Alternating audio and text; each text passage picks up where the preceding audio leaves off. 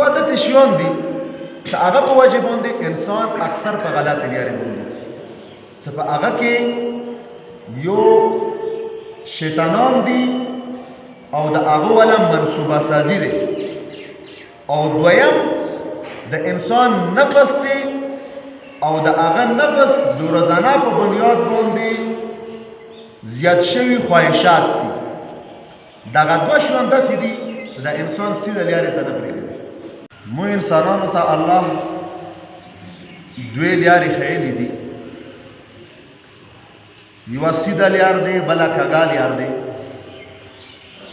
او دا یې راته ویلي دي چې په دې سیده لارې چې د تا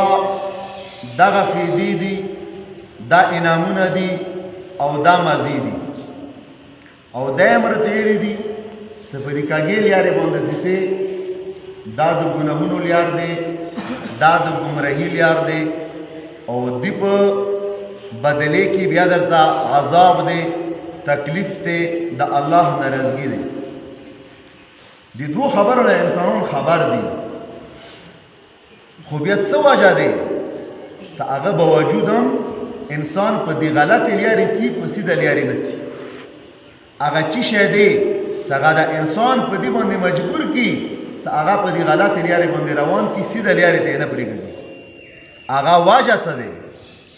زما محترمو، بنیادي دوه شیان دي، دوه داسې شیان دي چې هغه په وجه باندې انسان اکثر په غلطې لارې باندې ځي. چې په هغه کې یو شیطانان دي او د هغه والا منصوبه سازي دی، او دویم د انسان نفس دی او د هغه نفس د روزانه په بنیاد باندې زیات شوي خواهشات دي. دغه دوه شیان داسې دي چې د انسان سیده لارې ته نه پرېږدي. اوس د روژې مبارکې میاشتې کې خو سرکشه شیطانان څه څوره هم دي، هغه بند دي، تړلې شوي دي. نو وجه هم دا دی چې دې میاشتې کې بیا د نیکي والا ماحول وي، د ښه کارونو والا ماحول وي، د الله د ویرې یوه فضا جوړه شوې وي. هغه وجه څه وي؟ شیطان تړلی شوی وي. نو بیا که دې ماحول نه انسان فایده واخلي، کوشش وکړي د نیکي کولو، نو بیا دی بنده دی 11 میاشتو کې د دې نفس کوم عادت شوی په غلطو کارونو باندې، ګناهونو باندې، نو الله به د دې انسان د دې نفس نه، د انسان مزاج نه هغه ګندګي بیا لرې کړي. دویم شی نفس دی. اوس شیطان خو وتړلی شي روژې کې، هغه به وجود هم بنده ګناه کوي. هغه وجه دا دی چې هغه باندې نفس غالب دی. د نفس هغه عادتونه غالب دي چې د 11 میاشتې دی، هغه کې د نفس څښا پروت دی. اوس د نفس دپاره بیا څه شی دي؟ د نفس ماتولو دپاره بیا زما محترمو روژه دی. نبی کریم صلی الله علیه وسلم خاص کر نوجوانانو دپاره دغه پیغام کړی دی.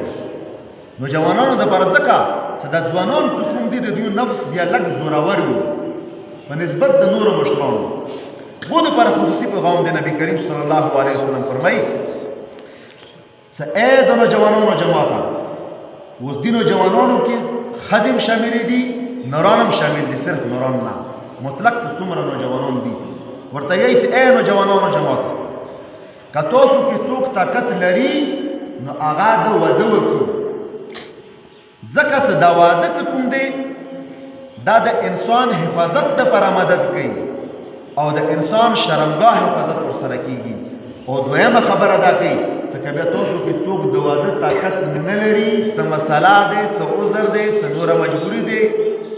نو هغه دپاره بیا نبي کریم صلی الله علیه وسلم اعلان کوي چې بیا د هغه نوجوان روژه ونیسي. روژه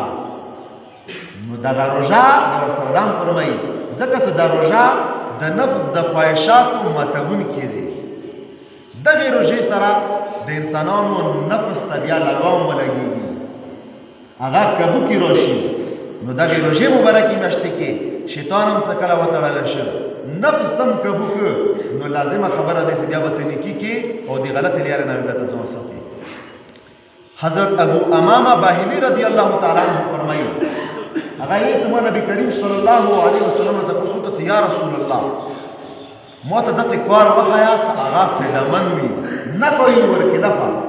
نبی کریم صلی الله علیه وسلم یوه خبره ورته وکړه ورته یې روژې ونیسه د روژې غوندې فایدهمند بل یو شی په دنیا کې نشته د روژې دوې فایدې دي د انسان نفس کابو شي بد عملیونه میسور شي دویمه فایده ورکړي د انسان د وجود د صحت والا هم دی دغه نن سبا ډاکټرانو دا ثابته کړې دي چې کال کې تقریبا 15 ورځې که انسان روزانه په بنیاد باندې 8 غنټې وګیا پاتې وو نو د وجود کې څوره بیماری دي هغه الله ختموي نو دغه روژه د نفس د ګناهونو بچ کېدلو ذریعه هم دی او د صحت برابرېدلو ذریعه هم دی دوی مسلې دي دغه دواړه یو بل پورې تړلې دي د دواړو باندې ځان پوهې کو بیا ورباندې پوهېږو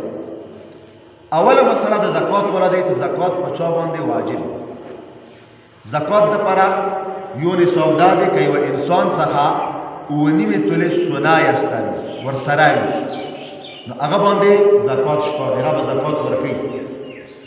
که بیا 9 تولې سونه نه وه کامه وه ورسره یوه توله وه 2 وي 3 وي 5 وي 6 وي خو 9 نه کامه وه اوس په دې صورت کې به بیا سترګې غړو چې د انسان څخه سپین زر یا دین علاوه داسې پیسې شته څخه د ضرورت نه علاوه دي جیب خرچې نه علاوه دي یخې دي محفوظې کړي دي 15 روپۍ دي لاس دي شل دي زر دي که ورسره وي نو د سونې روپۍ شوې او د دین علاوه کوم سپین زر دي یا روپۍ دي دغه دواړو قیمت په معلوم کې که دغه دواړو قیمت دوره وو چې 2.5 تولې سپین زر ورسره اخیستی شو نو بیا هغه سړي باندې زکات شته یعنې په دغو صورتونو کې بیا دغه سړی غریب شمېرلی کېږي دې مسلې باندې پوه شو دویمه خبره د فدیې والا دی فدیه ملیانو مفتیانو کومه مقرره که هغه دی دې روژې والا 280 روپۍ څو روپۍ دی 280 اوس دا په هر یو انسان باندې نه دی واجبه هغه سړي باندې واجبه دی چې کوم سړي باندې زکات واجب دی دې د وجې نه د اوله زکات مسله تاسو ته ما وښیله چا باندې زکات واجب دی همغه باندې سرسایه هم واجبه دی که چا همداسې وخوله سرسایه دی پښتو کې ورته وایي د سر سیوره دی ښه خبره دی خو واجب ورباندې نه دی د نفلي ثواب او صدقې ثواب یې به وشي